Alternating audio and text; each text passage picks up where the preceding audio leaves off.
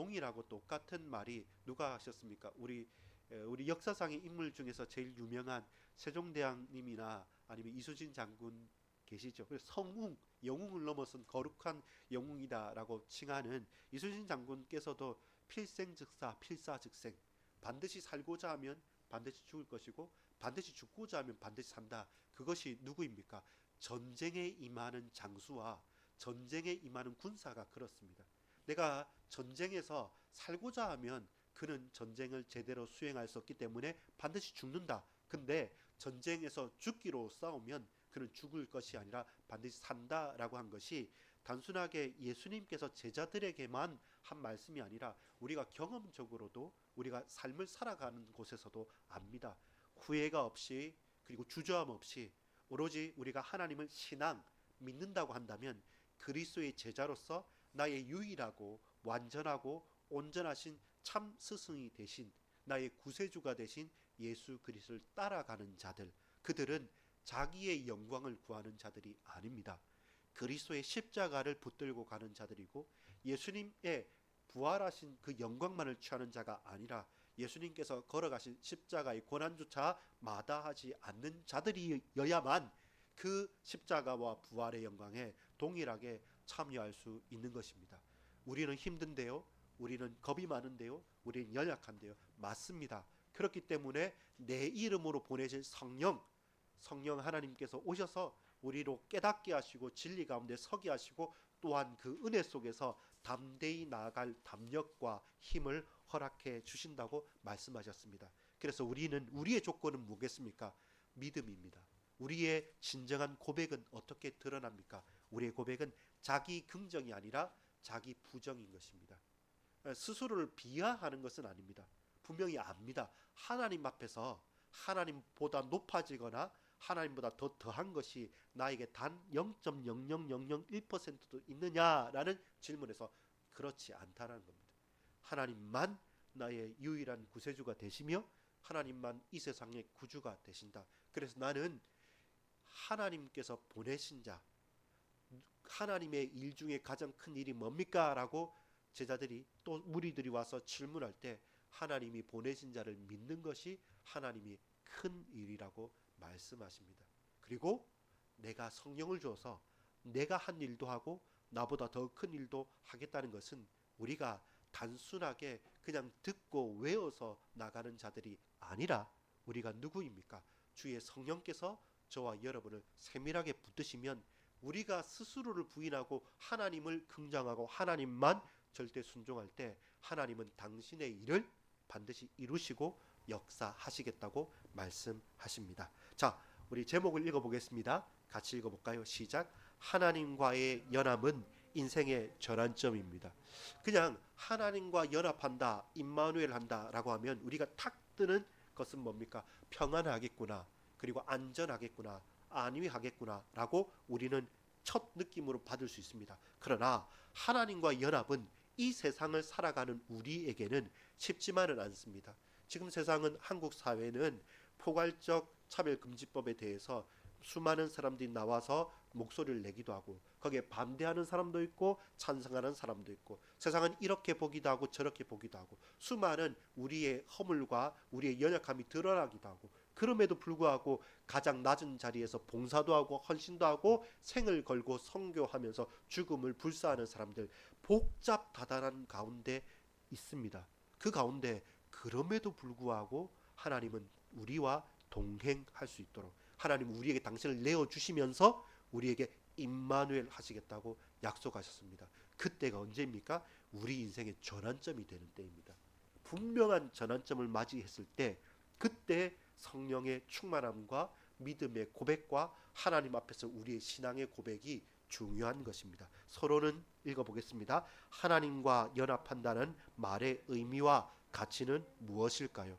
하나님과 연합한다는 것이 그냥 편안하게 하나님과 함께 있으니까 좋네 라는 것으로 그치는 것이 아니라 하나님과 연합한다. 하나님께서 내가 너와 항상 우리와 항상 함께 계신다는 임마누엘의 하나님이시라면 하나님의 부르심에 우리는 화답하는 것입니다. 누가 생각납니까? 저는 사무엘이 생각나는데요. 어린 사무엘이 한 번도 하나님의 음성을 듣지 못한 사무엘에게 그 당시 그 큰 엘리 제사장들과 수많은 어른들이 있었음에도 불구하고 그 어린 사무엘에게 성전에서 언약궤 옆에서 잠을 청하던 그 사무엘에게 사무엘아 사무엘아 사무엘아 부르시는 겁니다. 사무엘은 몰랐던 거죠. 그리고 그 당시의 사람들도 하나님의 이상이 끊어졌던 때입니다. 하나님의 음성이, 하나님의 예언이 끊어졌던 때이기 때문에 누구도 하나님의 음성을 예민하게 들은 사람도 없었던 그때 하나님과 연합한다. 그것은 뭡니까? 하나님의 부르심에 우리가 응답한다는 것입니다. 사무엘이 처음에는 엘리 제사장에게 또 찾아가고 또 찾아갑니다. 엘리 제사장이 만약에 영적으로 깨어있다고 한다면 지금 사무엘 너를 하나님께서 부르신다라고 바로 말할 수 있을 건데, 야 너에게 잠이 덜 깼다, 혹은 내가 부르지 않았는데 라고 하면서 처음에는 돌려보냅니다. 돌려보내다가 이것이 혹시라도 나에게서는 하나님의 음성이 떠났지만 이 사무엘에게는 하나님의 음성이 임할 수 있지 않겠냐는 엘리 제사장의 고백대로 이제 다시금 너를 부를 때 주여 제가 여기 있습니다 말씀하옵소서라고 고백하라고 가르칩니다. 하나님과 연합한다는 것은 하나님의 부름에 우리가 응답하고 화답하는 것입니다. 그 하나님의 부름에 저와 여러분이 고백과 또 믿음과 또 충성으로 순종으로서 거기에서 예 주님 제가 여기 있습니다 라고 말하지 않고서는 결단코 그 하나님과의 연합은 지속될 수도 없고 계속될 수도 없고 또한 그것은 단발성으로 끝날 수밖에 없습니다. 하나님의 뜻을 깨달아 동행하며 산다는 것이 바로 하나님과 연합한다는 것입니다. 내가 가만히 있는데 하나님께서 내게 막 잘해주는 거 아닙니다. 누가 나를 많이 사랑해 주어서, 누가 나를 긍정적으로 바라봐줘서, 나를 띄워줘서 내가 구름 위를 떠다니는 것처럼 좋은 상태가 계속되는 것이 하나님과 연합이 아닙니다. 하나님과 연합은 하나님의 부르심에 화답하는 것이고 하나님의 뜻과 하나님의 계획과 그 말씀에 예민하게 반응하여서 하나님의 말씀을 지키면서 분투하면서 살아가는 것, 단 하루를 살아도 하나님의 뜻에 우리가 집중하고 올인하면서 걸어갈 수 있는 것, 그것을 우리가 체험하고 고백하고 경험하며 가는 것, 그것이 하나님과의 동행, 하나님과의 연합입니다. 첫 번째 고비가 있습니다. 이렇게 우리가 하나님과 동행하는 것이, 하나님과 연합하는 것이 좋은 것임이 알고서도 왜 우리는 고백하죠? 하나님이 살아계신 것 같지 않다. 내게는 하나님께서 말씀하시지 않으시는 것 같아. 왜 내게는 이렇게 은혜가 없어졌을까? 늘 고민하는 첫 번째 게 뭐냐면 갈등입니다. 지난 주간에 우리 같이 나눴던 말씀입니다. 믿음의 갈등. 그 갈등 가운데서 과연 저와 여러분의 형편, 처지, 환경, 우리의 선입견, 우리의 과거의 상처, 이것이 올가매가 있으니까 갈등이라고 했죠. 갈나무 그리고 등나무, 칡나무가 서로 반대 방향으로 얽혀 있으니까 풀기가 힘든 거죠. 알긴 아는데 안 믿어지는 거죠. 정말 하나님께 기도하고 엎드리면 하나님께 역사하실 것인데 근데 겁나요. 근데 그게 어색해요. 근데 사람을 더 의지하게 우리의 마음과 생각이 쏠려져 있어요. 하나님의 은혜를 경험해 봤기 때문에 그 놀라움을 사모하지만 그러나 내 육신의 안위가 내 앞에는 더 큰 유혹으로 다가오기 때문에 그 갈등에서 저와 여러분이 주저앉아 있는 것입니다.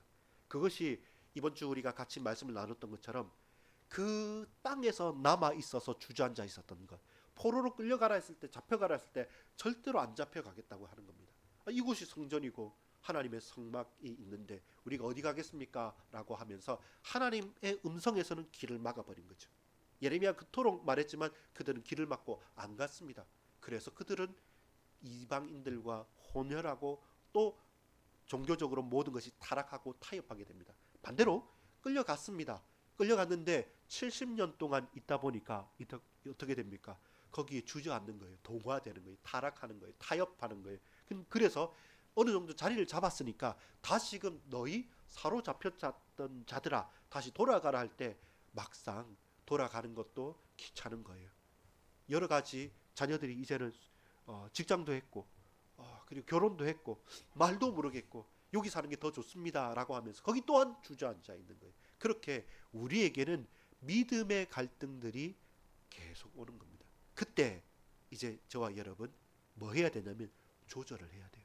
조정을 하고 순종하는 게 필요합니다. 이 조정이란 것은 뭡니까?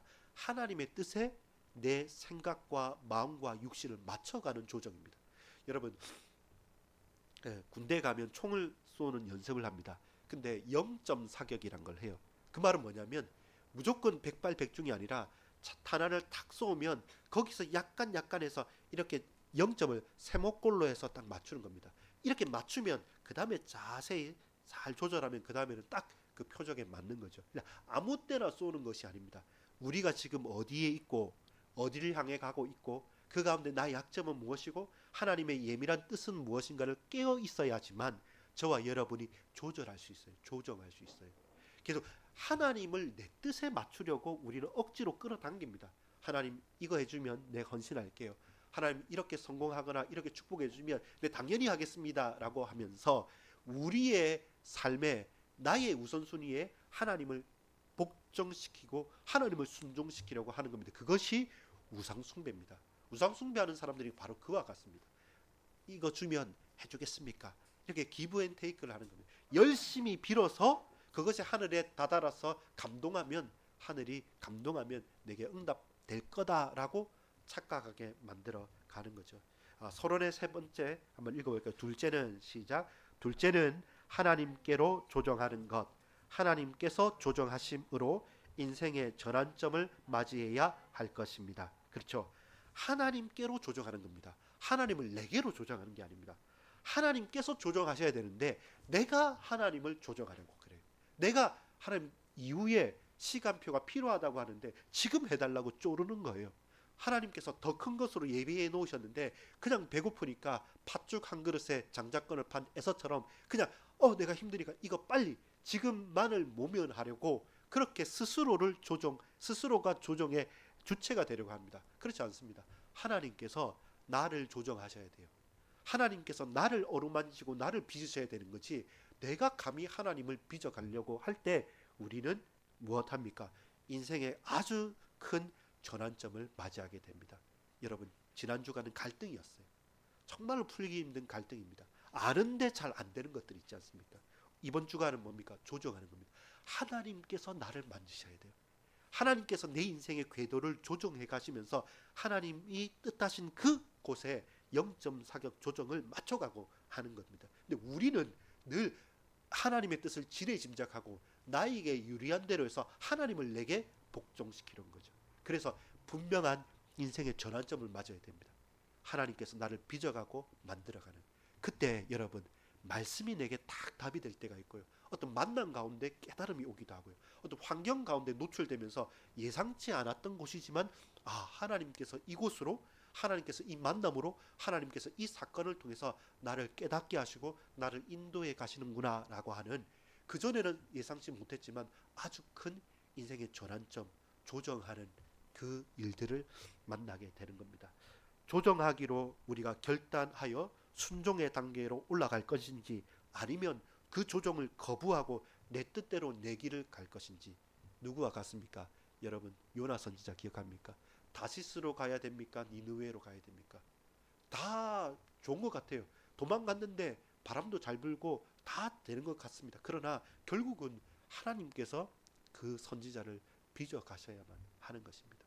이것이 우리가 집중해야 될 것입니다. 본론의 제목입니다. 같이 읽어볼까요? 하나님께로 조정과 순종으로 인생의 전환점을 맞이하라. 두 가지 포인트입니다. 하나님께서 어루만지심 주장하시는 조정, 그리고 우리가 할 수 있는 것은 그게 분명하다고 한다면 거기에 즉각적인 믿음의 순종, 이것이 저와 여러분이 할 것이지 우리가 판단하고 우리가 따질 것은 사실 없습니다. 분명한 하나님의 계획이 있고 하나님의 부르심이 있다면 우리가 거기에 하답을 하고 계산하지 않고 믿음으로 순종하는 것, 거기에서 정말 하나님의 놀라운 결과들이 나타나는 거죠. 크게 두 가지입니다. 따라합시다. 하나는 안주하는 인생, 순종하는 인생. 두 가지가 다 구별되는 거죠. 첫 번째는 안주하는 인생입니다. 있던 곳에 계속 머물러 있으면서는 하나님과 동행할 수 없다는 겁니다. 하나님께서 아브라함을 불러서 아브라함으로 만들 때, 사례를 불러서 사라로 만들 때는 어디입니까? 본토 친척 아버지의 집에서 벗어나라, 떠나라는 겁니다. 근데 이곳이 좋사오니 이곳에서 하면 안 될까요? 하는 것, 그것은 하나님과의 연합, 하나님과의 동행이 가능하냐? 그렇지 않죠. 내 본토니까 고향 친구들하고는 연합되겠죠. 친척들하고는 더 재미있을 수 있습니다. 아버지의 집이니까 얼마나 편안하겠습니까? 그러나 하나님과는 단절되는 것이죠. 그 선택이 무엇입니까? 안주하는 인생을 선택한다면 우리는 잠시 편안할 수 있지만 영원한 흑암과 암흑 가운데 스스로를 내동댕이 치는 겁니다. 하나님께서 비추시는 그 빛을 따라서 가니까 갈 바를 알지 못했지만 우리가 가야 될 가나안 땅으로 하나님께서 인도해 가시는 겁니다. 하나님의 초청, 하나님의 말씀에 예민하게 깨어서 그 부르심에, 조정과 순종이라고 하는 그 부르심에 저와 여러분이 거부하지 않고 거기에 예민하게 깨어서 그 길로 걸어가는 것이죠. 하나님의 말씀을 믿는다는 것은 준행, 따라간다는 거예요. 순간순간 우리가 자빠지기도 하고 넘어지기도 합니다. 그러나 하나님을 따라가면 그 길의 끝에 달하는 것은 하나님의 영광입니다. 하나님이 우리를 부르신 참된 사명을 감당하는 것입니다. 근데 여러분, 하나님의 뜻과 계획이 뭡니까? 그분의 목적과 방법대로 나의 인생을 조정해 가겠다는 겁니다. 그게 아플 때가 있어요. 내가 제일 하기 힘든 것을 요구하실 때가 있습니다. 근데 우리를 조정하고 바꾸기 위해서는 나에게 익숙하고 내가 좋아하는 것들을 내려놓아야 될 때가 있습니다. 그게 나쁘다, 그게 무조건 잘못됐다가 아니라 하나님께서 마치 아브라함에게 있어 누구입니까? 이삭을 말하는 것처럼. 그때 아브라함은 처음에는 막 도망가고 나아갔던 사람인데 100세 아들을 얻고 난 다음에 아브라함은 달랐습니다. 뭐가 조정됐습니까? 이 아들을 100세에 주신 것은 기적이지 않습니까? 그 전에 이스마엘도 있었고 그 전에 종을 통해서 에베네스를 통해서도 하겠다고 여러 가지 머리를 썼습니다. 근데 그게 다 안 됐어요. 그리고 다 웃었습니다. 아유, 되겠냐고. 내 아내가 90이고 내가 100세인데 불가능하다고. 그냥 믿음으로 축복으로 상징적으로 받겠다고 말할 수밖에 없는데 그래서 웃었는데 이름하여 웃음으로 이삭을 100세에 주신 겁니다. 기적이죠. 그리고 그 기적을 맛본 사람은 인생이 조정됩니다. 그리고 그 다음엔 주저하지 않고 아침 일찍 이삭을 데리고 모리아산으로 걸어가게 됩니다. 여호와 이레의 하나님을 만끽하고 경험하고 체험하게 되는 것이죠. 여러분, 그 인생이 조정되면 우리가 확인하는 자리는 믿음의 순종의 자리입니다. 더 이상 갈등에 얽매여서 안주하는 인생이 아닙니다. 내가 원하고 익숙한 위치에 머물러 있으면서 동시에 결코 하나님과 동행하거나 하나님과 연합할 수 없습니다. 노아가 하나님과 동행했다고 하잖아요.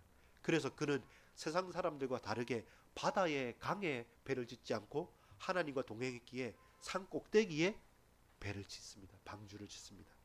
반대죠. 아브라함은 누구입니까? 아버지 집, 본토, 친척집 모두 다 모여 있는 그곳을 벗어나서 가장 위험한 곳으로 나가는 겁니다. 죽으러 가는 것입니다. 그러나 거기에 하나님께서 뜻하신 바가 있었다는 것이죠. 여러분, 모세는요 출애굽할 때 어떻게 됩니까? 모세는 하나님께서 그를 붙드셔서 이제는 자기의 능력으로가 아니라 하나님께서 그 일평생을 바라보면서 하나님께서 가장 기뻐하시는 때 40세 때 제일 힘있을 때가 아니라 노인 할아버지가 되었을 때 그가 누구였습니까? 레위인으로 부름받았기 때문에 그 역할을 감당할 수 있도록 그 인생을 바꾸어가는 겁니다. 이집트의 왕자 강력하죠. 그러나 이집트의 왕자보다는 노인이지만 하나님께서 붙드신 자, 하나님 주신 지팡이를 짚고 가는 자가 더 강하고 더 빠를 수밖에 없는 것이죠. 그것을 저와 여러분이 고백하는 것입니다. 다윗과 요나와 마태와 사울 각각의 인물들 또한 마찬가지입니다. 각각의 인물들 또한 마찬가지입니다. 모든 사람들, 모든 인생들이 어떻게 됩니까? 하나님께 집중하고 하나님께 영광 돌리게 되는 것이죠. 거기에 우리가 마음과 뜻을 합하기를 소망합니다. 자, 두 번째, 순종하는 인생. 순종하는 인생. 약간의 키우면 됩니다. 키워도 되는 부분인데. 자, 2번 읽어볼까요? 같이 읽어봅시다. 순종하는 인생, 인생 전환점에서 절대적인 항복과 전적으로 하나님을 의지합니다. 요한복음 15장 5절에 보면 나는 포도나무요 너희는 가지라. 그가 내 안에 내가 그 안에 거하면 사람이 열매를 많이 맺나니 나를 떠나서는 너희가 아무것도 할 수 없습니다. 여러분, 순종하면 좋고 순종하지 않으면 어쩔 수 없다라는 게 아닙니다. 이 회색 지대가 있지 않아요. 삶과 죽음입니다. 사느냐 죽느냐 하는 것입니다. 어떤 겁니까? 포도나무에 가지가 달려 있으면 그 가지에 열매가 맺히는 거예요. 아무리 잘랐어도 포도나무에서 가지가 떨어지면 결국 그 가지는 열매를 맺을 수 없는 겁니다.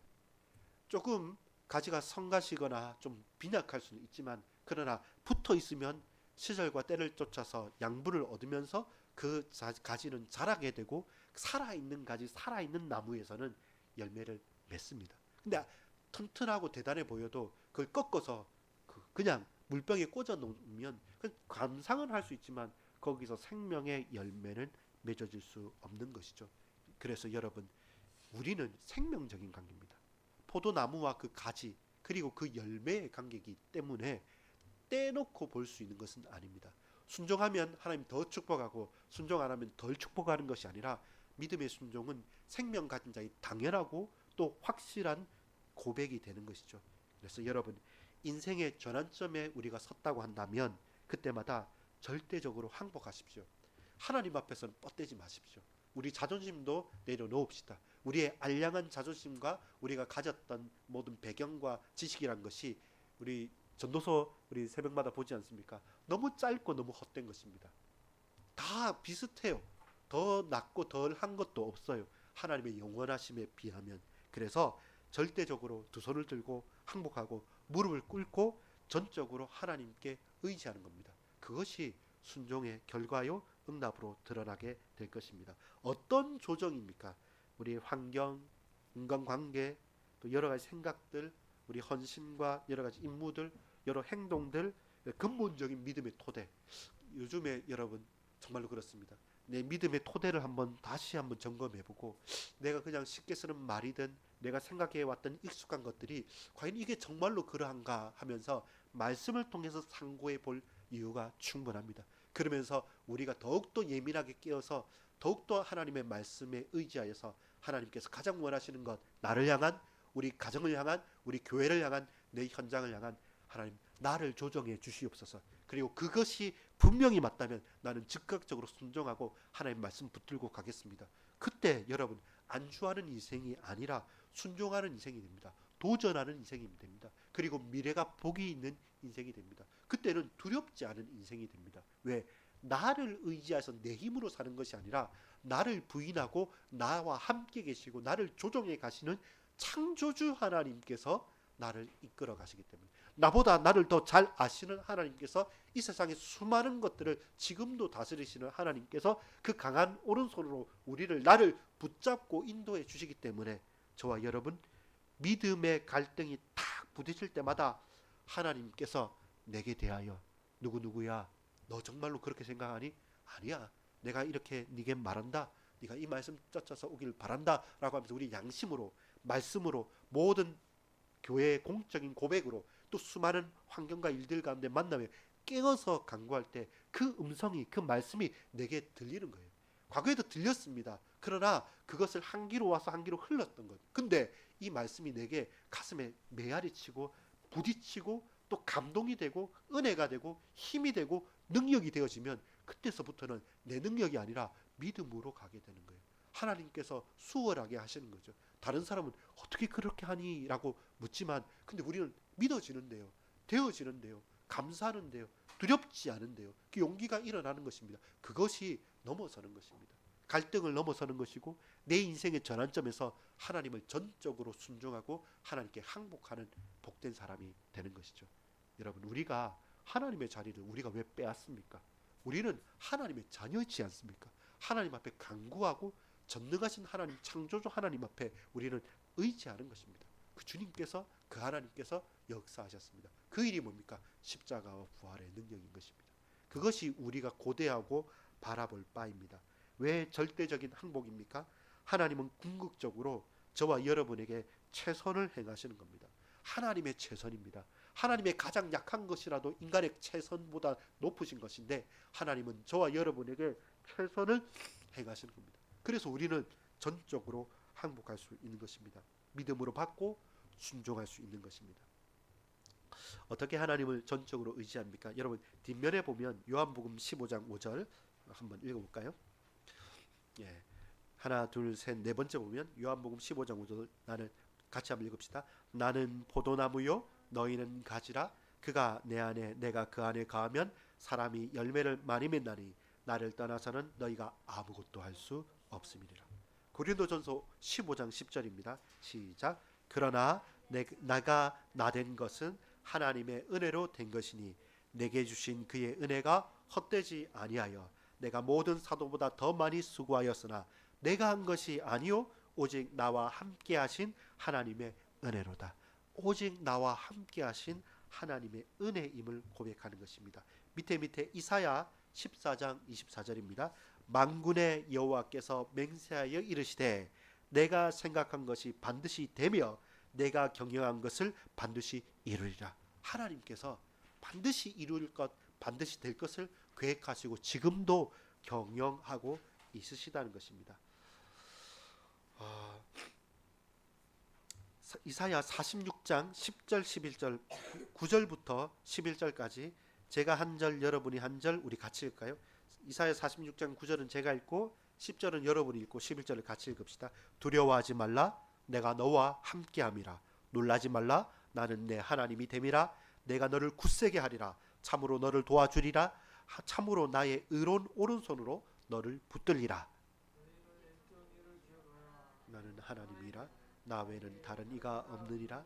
나는 하나님이라 나 같은 이가 없느니라. 10절 같이 읽읍시다. 내가 시초부터 종말을 알리며 아직 이루지 아니한 일을 옛적부터 보이고 이르기를 나의 뜻이 설 것이며 내가 나의 모든 기뻐하는 것을 이루리라 하였노라. 하나님께서 하시겠다는 겁니다. 그래서 우리는 그 하나님께 항복하고 신뢰하는 것입니다. 그것이 분명하고도 가장 확실한 우리의 인생이 되는 것입니다. 결론을 읽겠습니다. 하나님과의 연합, 오직 주님 당신만을 바라고 소망하고 기다립니다. 하나님을 기다립니다. 어떻게요? 바라면서, 소망하면서 오직 주님만을 사모하는 마음으로 기다리는 것입니다. 여러분 불건전한 신비주의 단체에서 몇 월 며칠 날 휴거한다, 또 주님 온다. 그건 99%가 아니라 100% 잘못된 겁니다. 때와 날은 하나님께 있기 때문에 우리에게 있는 것이 아닙니다. 다만 우리는 마라나타 하면서 다시 오실 주님을 늘 소망하고 기다리는 것입니다. 여러분 하나님을 소망하는 자가 성도들입니다. 이 땅이 좋아서 이 땅에 계속 있겠다는 사람들은 거짓 선지자요 거짓 성도입니다. 그렇지 않습니다. 우리는 이 땅에 살아가지만 보냄받은 자 선교사로서 교회 몸된 지체로서 살아가면서 그 사명을 감당하는 것이지 우리의 마음과 우리의 모든 중심은 이 땅을 향하는 것이 아니라 하늘을 향하는 것이고 하나님을 향하는 것입니다. 그래서 주님을 기다리는 것입니다. 하나님과 연합하여 우리가 힘없기 때문에 주님께서 우리를 붙드시면서 주님을 기다리는 것입니다. 하나님과 나의 관계는 주인과 종의 관계가 아니라 자녀로 삼아주시고 종된 것에서 해방시켜 주셨기 때문에 하나님께서 내게 사명의 관계보다 네 이거 했어? 안 했어? 그럼 상을 주고 안 했으면 벌을 주는 그런 권성징악의 존재가 아닙니다. 근본적으로 생명의 관계, 사랑의 관계입니다. 그것이 우리가 감사하고 그것이 우리가 확신을 가지고 걸어갈 수 있는 것입니다. 모든 육체가 그렇습니다. 사명의 관계나 계약 관계라면 하나님을 볼 자 누가 있겠습니까? 하나님을 기다릴 때마다 우리 두려워할 수밖에 없습니다. 그런데 우리가 생명의 관계고 사랑의 관계이기 때문에 마치 아버지라고 부를 수 있는 내 하나님, 나의 주, 나의 하나님이시기 때문에 독생자까지 아낌없이 내어주신 분이시기 때문에 지금도 성령으로 동행하고 계시고 임마누엘 하고 계시기 때문에 나는 주님을 기다릴 수 있는 겁니다. 우리는 신앙이 관계적이어야 됩니다. 임무도 있고 사명도 있지만 먼저는 근본적으로 관계적인 것입니다. 기다림이 행복한 이유는 하나님을 바라고 소망하며 기다리는 가장 행복한 참된 기도를 누릴 수 있기 때문에 성경의 기다림은 성도들에게는 기도입니다. 같은 겁니다. 우리가 기도하면서 기다리는 것이지 그냥 두리번거리면서 의심하면서 두려워하면서 기다리는 것이 아닙니다. 확실하기 때문에 분명하기 때문에 그러나 우리가 그때를 모르기 때문에 하나님께 지금입니까? 앞으로입니까? 그러나 언제나 나는 그 확신 가운데 행복한 믿음의 기도를 드리면서 주님께 기다리겠다고 고백하는 것입니다.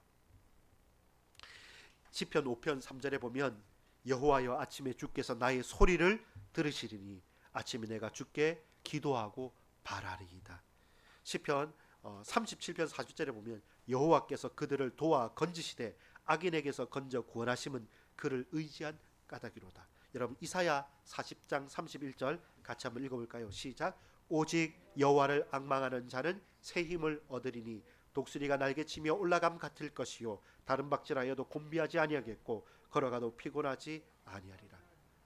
마지막으로 결론 마태복음 7장 7절과 8절 두 절을 같이 한번 읽습니다. 같이 읽겠습니다. 구하라 그리하면 너희에게 주실 것이요 찾으라 그리하면 찾아낼 것이요 문을 두드리라 그리하면 열릴 것이니 구하는 이마다 받을 것이요 찾는 이는 찾아낼 것이요 두드리는 이에게는 열릴 것이니라. 아멘. 기도하겠습니다. 아버지 하나님, 우리 인생의 중요한 전환점을 맞이할 때가 있습니다. 그때마다 갈등하면서 믿음이 아닌 불신앙을 선택하고 주저앉아 있는 것이 아니라 그 갈등을 믿음으로 넉넉하게 승리하고 또 넘어서게 하시고 이제 내가 하나님을 조정하고 자기 긍정으로 살아가는 것이 아니라 자신을 부인하고 십자가를 지고 하나님께서 나를 만지시고 하나님께서 나를 조정하셔서 나는 그 믿음 가운데 확신 가운데 즉각적인 믿음의 순종으로 하나님이 하실 일을 볼 수 있도록 내 인생의 전환점을 새롭게 할 수 있도록 주님 이날 붙들어 주옵소서. 하나님께로 조정과 순종으로 우리의 인생의 전환점을 맞이하게 하여 주옵소서. 하나님과 동행 연합함으로 오직 주님만 바라고 소망하고 기다리오니 주님 매분 매초 주님을 소망합니다. 주님 우리의 가는 모든 만남과 우리의 산업의 현장과 우리 온 가정과 우리 후대들과 온 권속들을 놓고 이 죄악된 현장과 세상에서 하나님 앞에 믿음을 굳게 붙잡고 그 연합함, 그 조정함, 그 순종함 앞에 나가는 귀한 믿음의 용사들로 쓰임받게 하여 주옵소서. 매일 새롭게 갱신하고 개혁하게 하여 주옵소서. 믿고 감사드립니다. 예수 그리스도 이름으로 간절히 기도 올리옵나이다. 아멘.